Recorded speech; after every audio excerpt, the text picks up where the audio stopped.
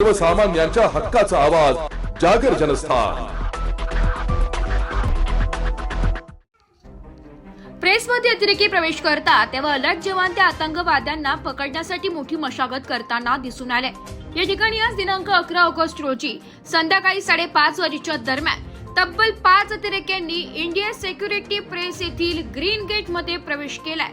तेव्हा rescue team, bomb शोधक, police व नाशिक रोड पोलीस ठाण्याचे अधिकारी व कर्मचाऱ्यांनी घटनास्थळी धाव घेतली आहे। वर्कशॉप येथे 6 अतिरेकी असल्याची माहिती मिळताच सर्व CISF केंद्रीय औद्योगिक सुरक्षा बल यांनी आतंकवाद्यांना पकडण्यासाठी बॉम्ब एक्सप्लोजिव्ह डिटेक्टर डॉग स्क्वॉडला प्राचारण करण्यात आलं।